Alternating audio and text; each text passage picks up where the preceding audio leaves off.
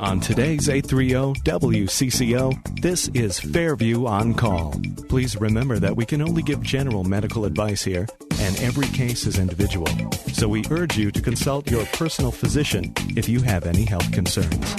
Now, here's Dr. Gretchen Phillips and WCCO's Denny Long. And good morning. Welcome back to another edition of Fairview On Call with Dr. Gretchen Phillips, family medicine specialist with Fairview Lakes Medical Center in Wyoming, Minnesota, and a member of Fairview Physician Associates. Good morning. Good morning. Nice to see you again. Thank you very much. A work day for you today, huh? It is a work day for me, here and then at the hospital. All right. Because disease doesn't take weekends, no, mister. it doesn't. I wonder if you'll pull out your soapbox today or not. You just might have that opportunity Absolutely. today. Okay. A little inside joke here. You have brought a very familiar face to these studios who is here about as often as you are. Well, and that's because the problems that he deals with as a dermatologist affect just about all of us at some point or another. And my soapbox is going to come out in the prevention side of things, as well as the treatment side of things. I am thrilled today to have Dr. Charles Crutchfield, who is a member of the Fairview Physician Associates and a very prominent dermatologist here in the Twin Cities area, back on the air to talk skin. Good morning. Hey, good morning. Thanks for having me, and welcome to the 10 best days of summer with the Aquatennial. Absolutely. But now, at the same time, these are probably the most 10 dangerous days of summer from a dermatologist perspective. Certainly can be if you're spending a lot of time outdoors. So everybody has to wear sunscreen, right? Absolutely. What does that mean? What is sunscreen? What is SPF? And why does all this matter? And they talk UVA and UVB, and it blocks the rays, and you got to use a higher number for kids. And you know what? Even I don't completely get it. Sure, I'll make it real simple. There are two different forms of ultraviolet radiation that we're concerned with. Ultraviolet B, and I think of the B as B for burn, and ultraviolet A, and I think of A for aging, wrinkles and skin cancer. And so you want a sunscreen that covers both UVA and UVB.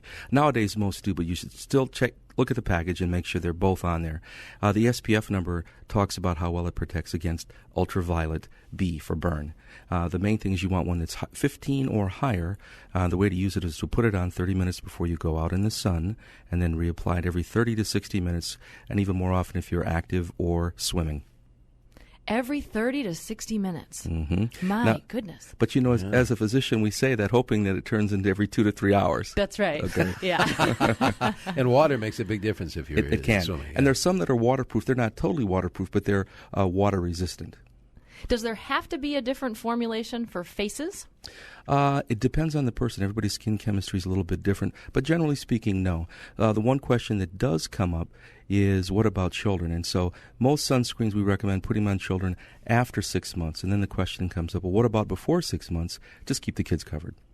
And then do you need to have, they have sunscreens for Grant. I've tried to go on my way to the beach, and I'm overwhelmed. They have 30, 45, 50, SPF 900, all these different sunscreens. Does it really make a difference? After about 45, it does not. It's more of a marketing tool. So I just recommend use 15 or SPF 15 or higher. But the most important thing is to make sure it has ultraviolet A. That's probably as important, if not more important, than the SPF number, because once again, A is for aging, wrinkles, and skin cancer. And a burn in a child is more significant than a burn in an adult. Is that right? I think to a point it certainly is, and I think it has more of a chance for scarring. So I recommend that type of sunscreen. The other thing, in kids, most people will get about 50%, if not more than that, of their total lifetime sun exposure by the age of 21. So the cruel hoax is, by the time we're wise enough or mature enough to really protect, we've gotten a whopping dose of sun protection. So it's really important to educate parents and grandparents and siblings about the importance of sun protection. So yes, there's a lot of value in starting to sun protect early. So there's UVA for aging, UVB for burning. I didn't hear about a UVG for good looking. So the sun and tans and sun exposure is really not good for us, is it? No, it's. I understand that there's social pressures and people like to look tanned and they think it's healthy, but it's one of those things, and it's very difficult because it comes back to haunt you 20 years later, and a lot of people are focused in on today. But definitely, ultraviolet A radiation causes what we commonly consider as aging, and it also causes skin cancer. Anything good come from a tanning bed? The real short answer is no. Well, that's about as short of an answer. Does not the sun give us some kind of vitamin? Yeah, it does. There's a lot of discussion, too. They're saying that vitamin D deficiency is a big problem, and a lot of the values that we currently measure might be lower than we'd want. So they say, well, sunlight produces vitamin D in the skin. It's an organ that produces vitamin D, and it's an essential vitamin. What I would recommend, though, see what happens is it gives teenagers that like to tan license to say, I'm trying to get my vitamin D. I think if you're really interested in maintaining vitamin D levels, use a multivitamin. You can drink milk with vitamin D and eat oily fish, salmon, tuna, things like that. And there are vitamin D pills, too. That's the best way to get it, rather than exposing yourself to radiation that can cause cancer. Now, you just brought up oily fish and teenagers. So teenagers, oily things, that absolutely makes me think of acne. Correct. The other thing that I hear about teenagers that they say is, well, the sun helps my acne. Is that true?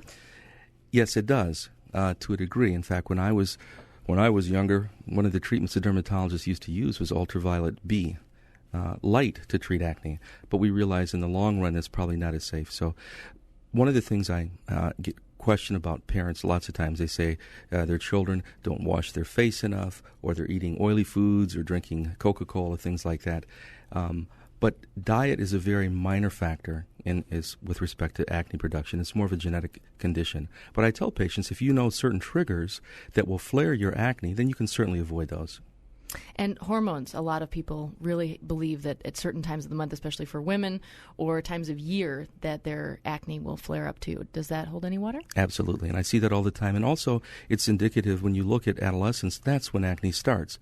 That's when the hormone levels are changing and the oil glands are being affected by the changing hormones, and that's what's driving acne. It's more of an internal thing. It's not a washing thing or drinking enough water, although those things are all good. I'm not saying don't do that, but it's more internal. So all this time, we've been dancing on the soapbox and didn't even realize it. Did you notice that? You're getting very subtle. She's very good. Yeah, I'm it's like that sly. subliminal advertising. That's right. Prevention. So we're talking caring for your skin today. Our guest is Dr. Charles Crutchfield with Dr. Gretchen Phillips, and I'd like to remind our listeners they could call in, certainly. They always do when Dr. Crutchfield is on our air. Let me give you the phone numbers, 651-989-9226. or 1-866-989-9226, if you're going to ask questions about acne or sunscreen or things like Dr. Crutchfield and I have talked about rosacea, something near and dear to my heart. And I've seen I'll say that right out, I've seen Dr. Crutchfield for that. What is that? I know you've told me, but what is rosacea? Because we've had calls about that in our past. Rosacea is a real interesting condition. It's pretty common in Minnesota. It affects probably 30% of all people in Minnesota to some degree, and it covers a whole spectrum from just kind of mild redness and pinkness to flushing to real dark redness of the face that tends to be more permanent, that can be associated with papules and pustules. So the common term for it is called adult onset acne. We're not completely sure of the exact cause. We know it's common. There are really good treatments for it, anywhere from topical preparations to oral medications, and even laser treatments work well for rosacea and birthmarks like port wine stains, things like that. But lots of treatments, and it's easily treated. 30%, you said? 30%, but it covers a spectrum. A lot of people will have a very mild case and never treat it or never be diagnosed with it. So it runs from real mild to barely noticeable, where people might flush or turn red transiently, to very severe, to the point where you even have rhinophyma, kind of that large sebaceous nose like W.C. Fields had. Oftentimes, the condition patients will come in and say they're embarrassed because people ask them if they've been drinking, and a lot of people don't, but it's just a manifestation of the disorder. That is, in fact, I learned that with some of the material that I got from your office, that W.C. Fields, that you see people with this thing, I think, oh, there goes a guy that has an alcohol problem. Right. Not necessarily. Not necessarily. And both with adult onset acne and teenage acne, I also want to mention some of my patients say, well, my kids have acne and it bothers them, but I had it, and we grew out of it, so they'll grow out of it too. But I wanted to say that really anybody that has acne can really be a psychological and social problem, and there are really good treatments, especially in the fragile years when you're adolescents and your appearance makes such a big difference. You don't have to wait to grow out of it. Dermatologists have really good treatments for acne these days. Well, and if you don't take care of it when you're young like that too, it can scar. It can scar, and that's a whole different set of problems. And fortunately, there's a new treatment for acne scars that came out about a year ago. It's called the pixel laser. But yes, if you don't treat it aggressively, it can cause scarring. And it's interesting because scarring is perceived differently by different people. I have some patients that have very mild acne scarring, but it really bothers them. Not to the point where their family members or friends say anything, but it really bothers them. So there's some new laser treatments for acne scarring too. You bring up laser treatments. It seems like that is the end-all, be-all now. Everybody wants laser for everything. Yes, they do. Have you seen that in your practice? I haven't, but it seems Do they ask about it? Because family practice, we don't have lasers. We're the simple country doctors.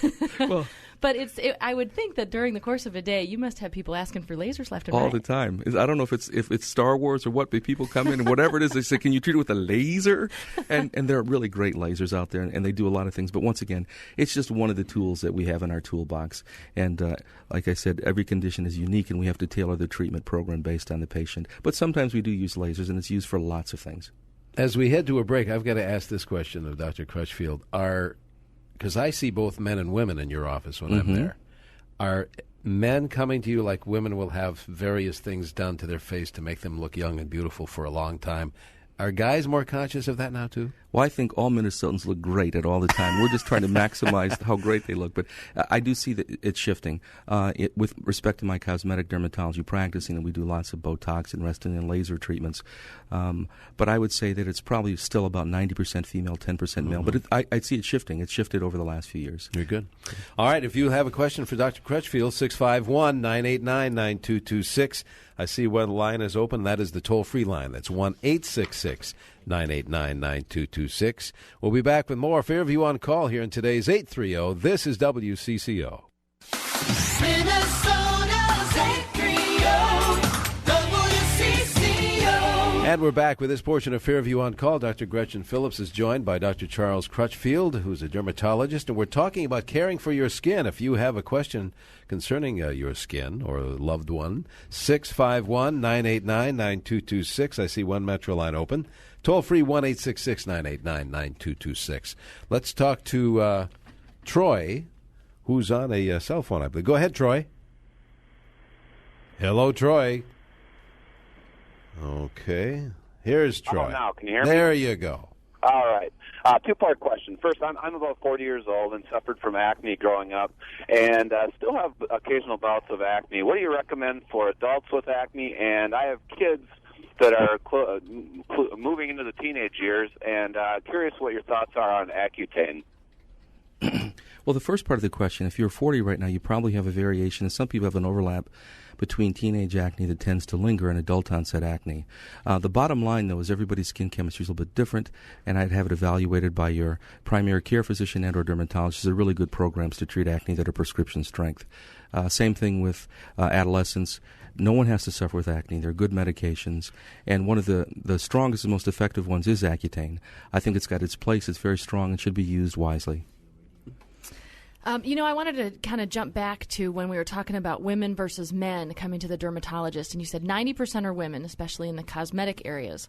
But one of the problems that we see, and actually when we were off the air, we were talking about doing some training at the VA medical centers, and one of the things that always caught my eye at the VA were the lack of tops of ears on most of the men that walked around, and scars on their noses. Sure. So a lot of times, and I see this in my practice too, we don't see men until something's really, really wrong because they don't want to come to the doctor, and sometimes they don't want to know because getting a diagnosis is sometimes worse than wondering what it was. When do people need to come in and get skin cancer evaluations? I think that everyone, just like a general medical examination, deserves at least one comprehensive baseline full-body examination.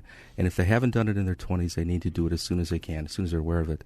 And at that examination, a board-certified dermatologist will determine the frequency of follow-up examinations. It could be as often as once a year to as infrequently as once every 5 to 10 years. Pam in St. Cloud, you're on CCO. Pam, go ahead, please.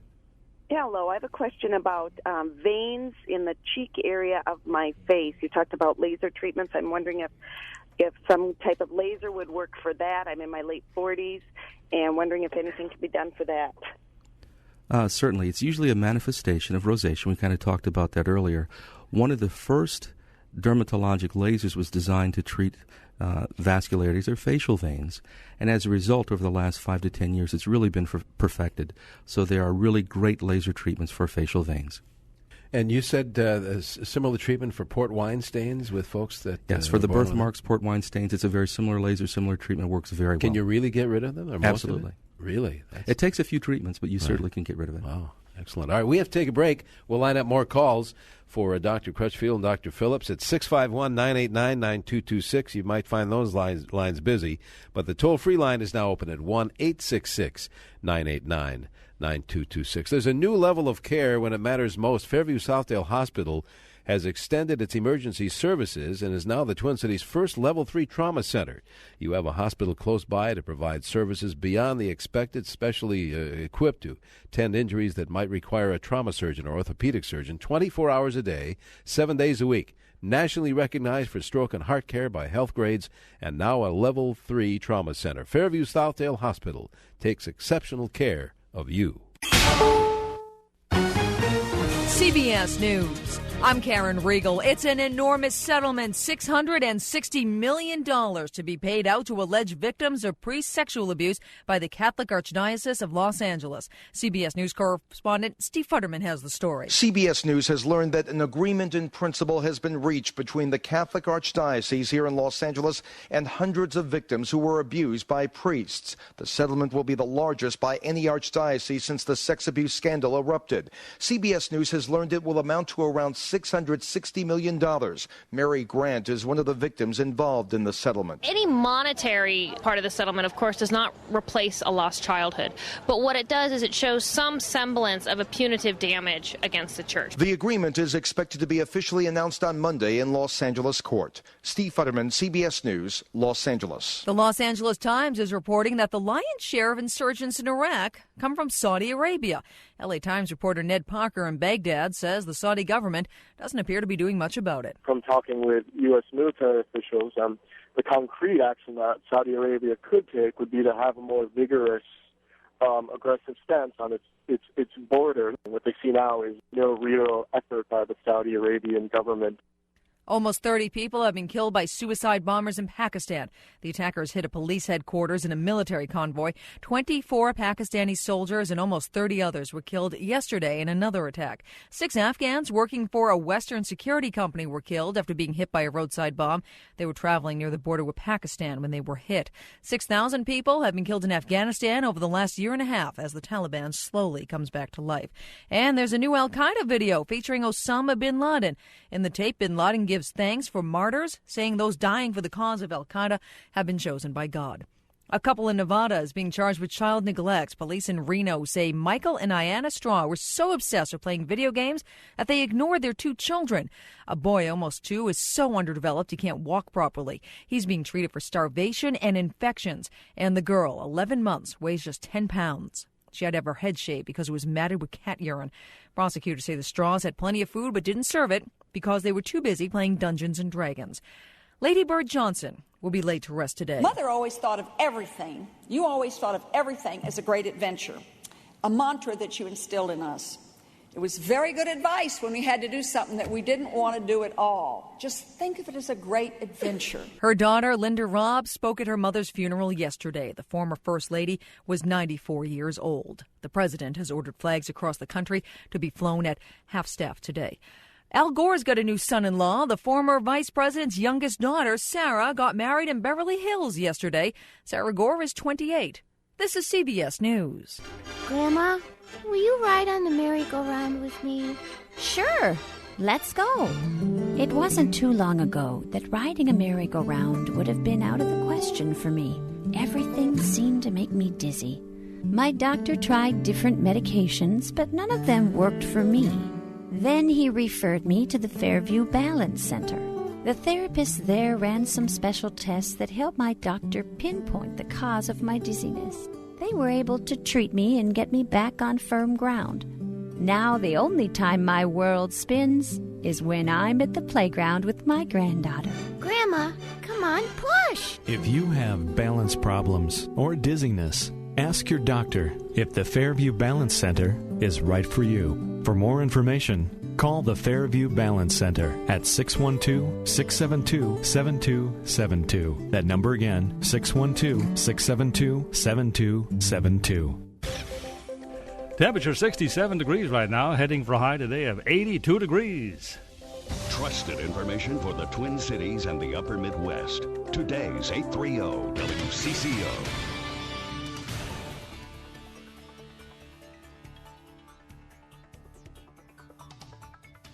And good morning, Bruce Hongovic here, WCCO Radio News. Well, the mystery remains unsolved in St. Paul as to whether a teenage girl ever did have a baby. The girl was 15 and a runaway when it was believed that she was pregnant.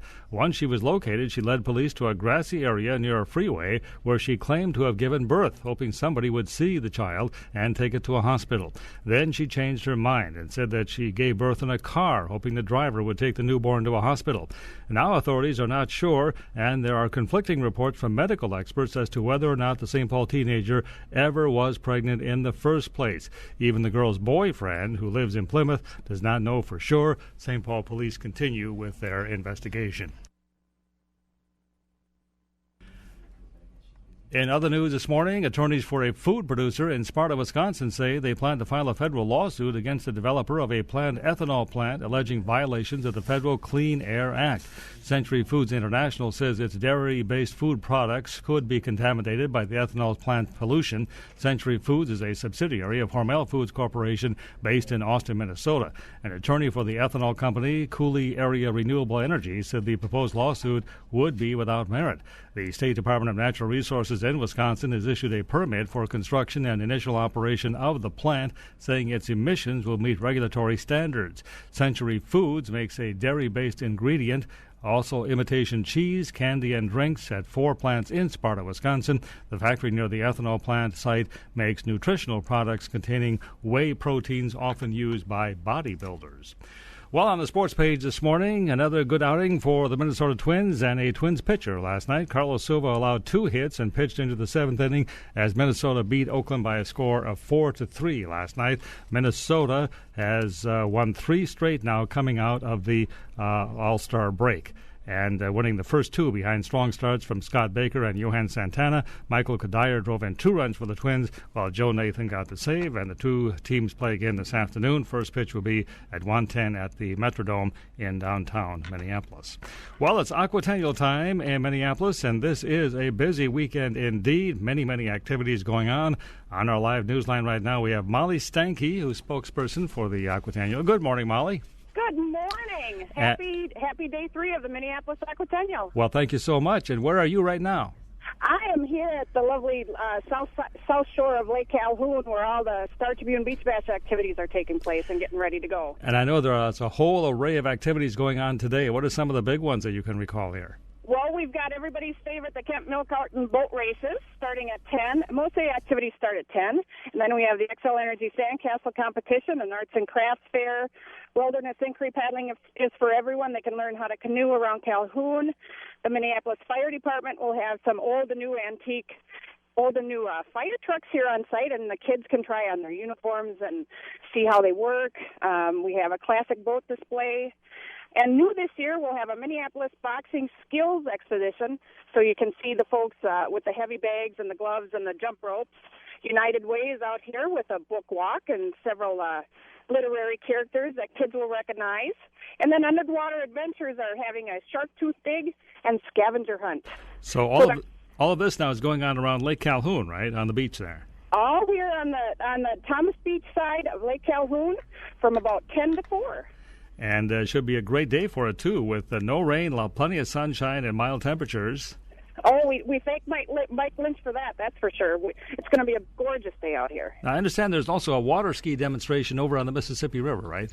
Oh, the Twin Cities River Rats, yes, at 3 p.m. and 7 p.m. They're classic. They're a water ski show, and they're putting on a rat-themed Grey's Anatomy, take on Grey's Anatomy, Rat's Anatomy. And, of course, the big nighttime parade is coming up when?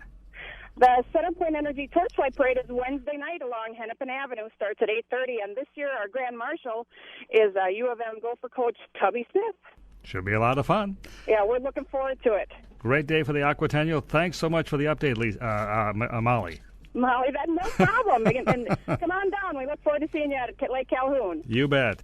Molly Stanke, spokesperson for the Minneapolis Aquatennial, with us this morning here on CCO Radio.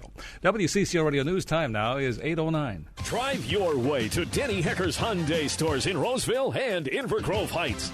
Monday, Tuesday, Wednesday, Hyundai. Work day, play day, every day. Hyundai. Thursday, Friday, Saturday. Hyundai. Save every day at Denny Hecker's Hyundai. Take your choice of a new 08 Sonata GLS up to 34 miles per gallon or a new 07 Santa Fe GLS up to 26 miles per gallon. Both are loaded with features. Lease either one, only $199 a month. Only $199 a month. And every new Hyundai comes with America's best 10-year, 100,000-mile warranty. Drive your way to Minnesota's #1 volume Hyundai stores for 5 straight years. Denny Hecker's Rosedale Hyundai in Roseville or Denny Hecker's Hyundai of Inver Grove. Thursday, Friday, Saturday.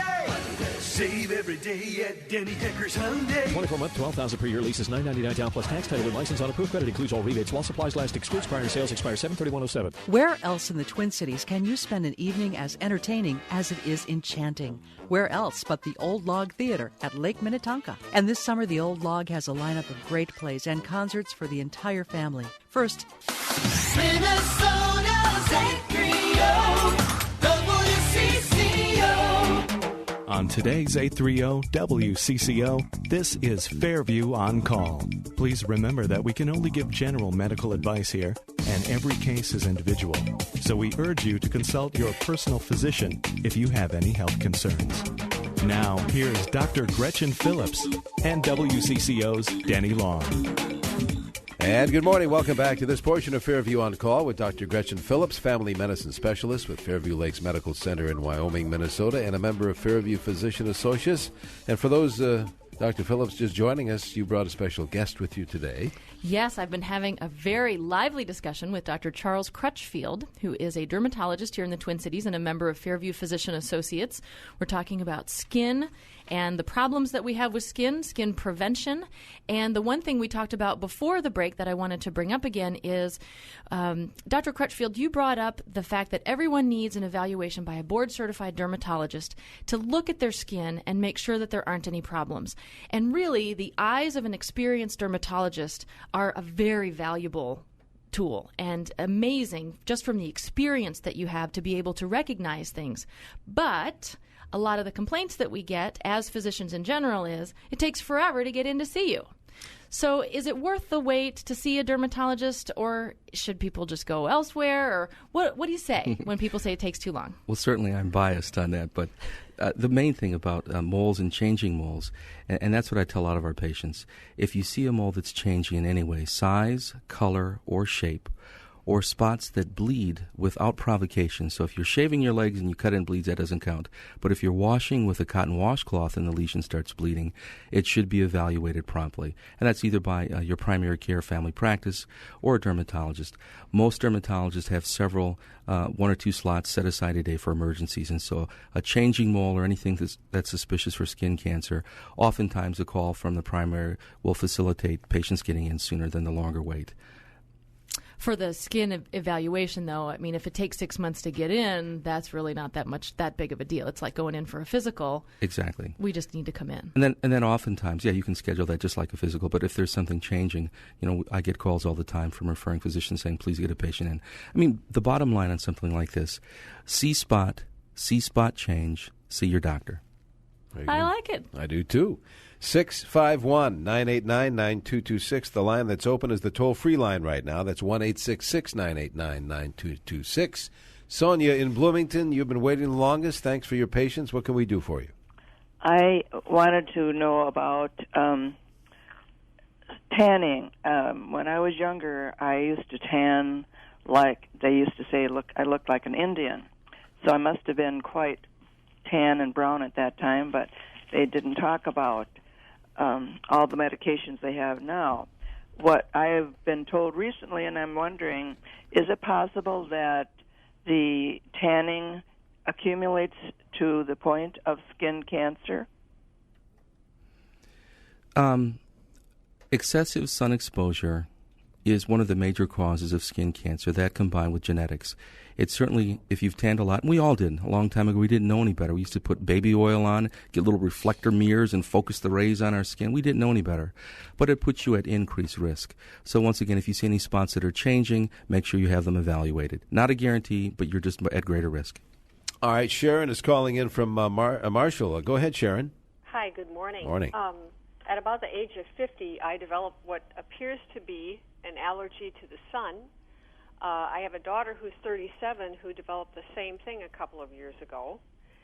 After about 10 minutes in the sun, or maybe 20 minutes with a good sunscreen, I break out into an itchy red rash, and it lasts for maybe 20 minutes after I get out of the sun, maybe a little bit longer. I don't know why this would happen. I take antihistamines sometimes. I use a sunscreen. I avoid the sun. Do you know why this would happen, and what can I do about it? Well, the causes of a rash from sun exposure are manyfold. It can be a true sun allergy. In the old days, they used to call it sun poisoning. The medical term is called actinic prurigo. It can be a reaction from different lotions or creams you have on your skin. It can be a reaction to medications you're taking. It could be a variation of hives called sun hives or solar urticaria. I'm not sure exactly what your cause is, but one of the things to do to prevent it is to treat it, and I recommended patients use a thing called sun protective clothing. The fabric has an extremely tight weave that blocks the sun, so it works like a sunblock, and use that. Now, how is that different from something like atopic dermatitis that a lot of kids have? That looks like a rash, and sometimes the kids will scratch at it. Mm-hmm. What do you do for that? That's a challenging situation because atopic dermatitis is more of a semi-chronic medical condition. So you're not treating something to cure it like you normally would, say, an ear infection or a cold. It's something that kids will have for many years. It tends to improve during adolescence, but even as adults, their skin will be more sensitive. So the focus is on really management and control, and that's when it's so important to see your physician, get an overall treatment program, because I tell patients it's like having asthma of the skin. In fact, it's the same gene family that causes asthma. Sometimes when the genes are expressed in the lungs, you have asthma. Sometimes in the skin, you have atopic eczema.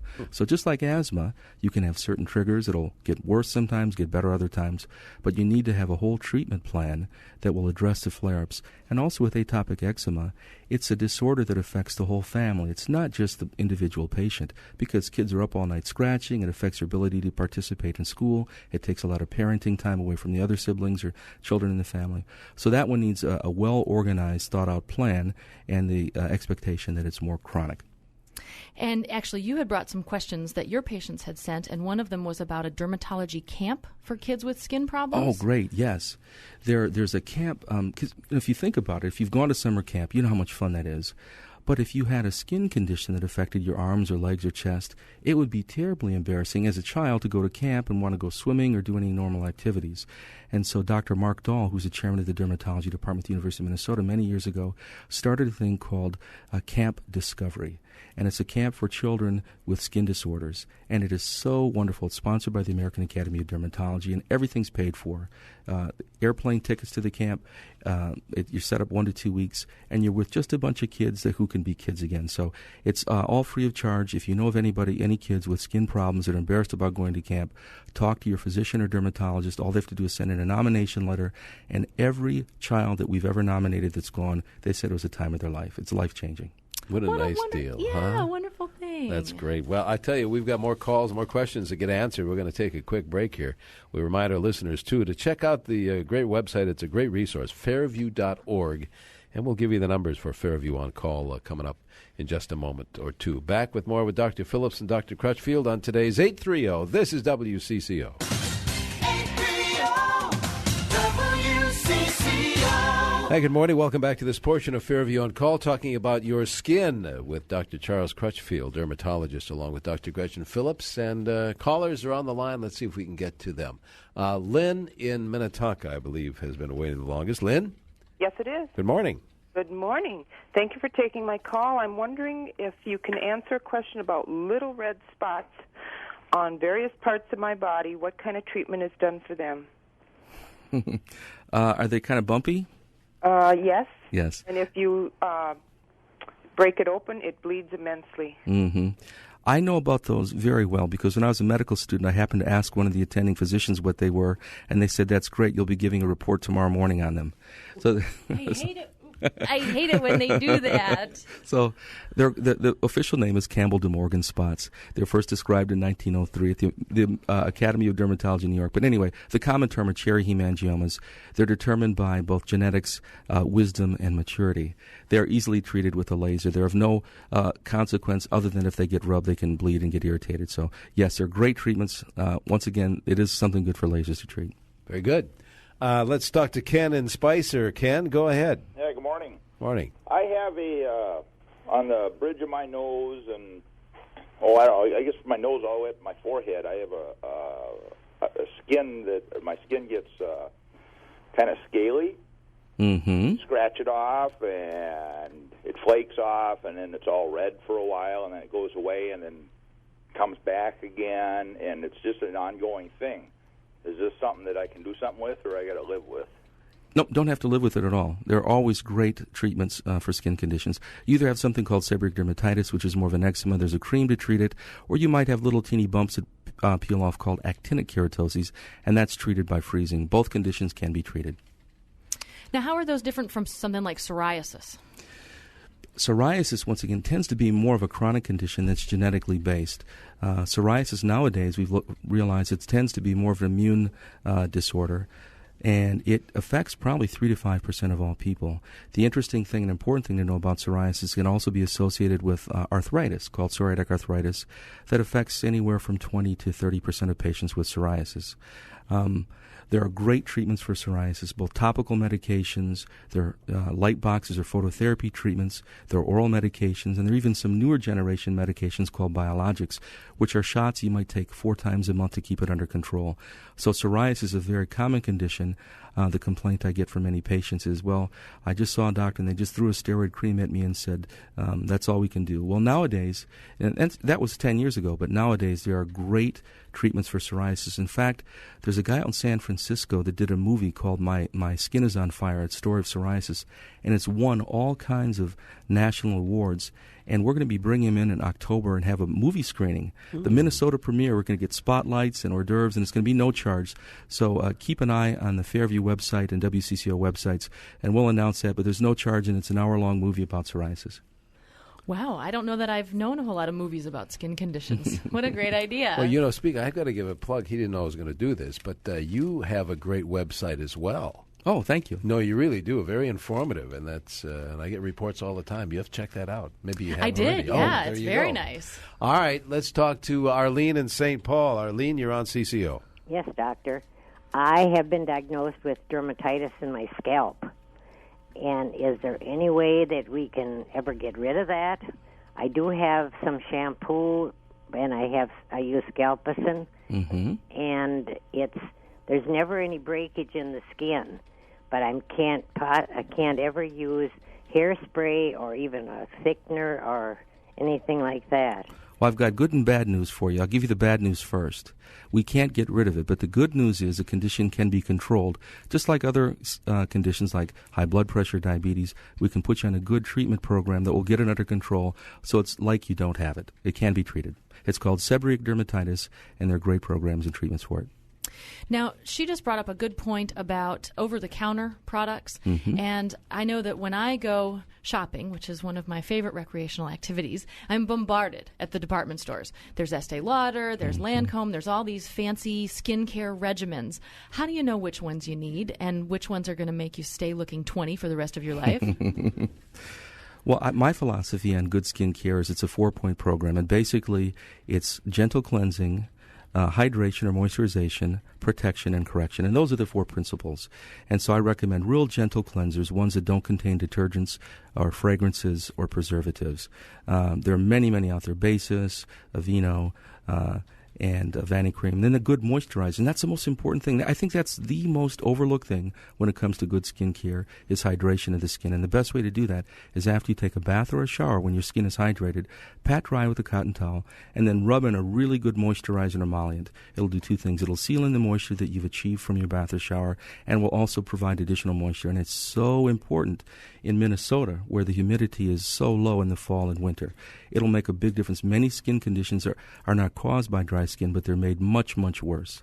Then as far as protection, we've already had a long discussion on the appropriate use of sunscreens. And then finally, at the other end of the spectrum, correction.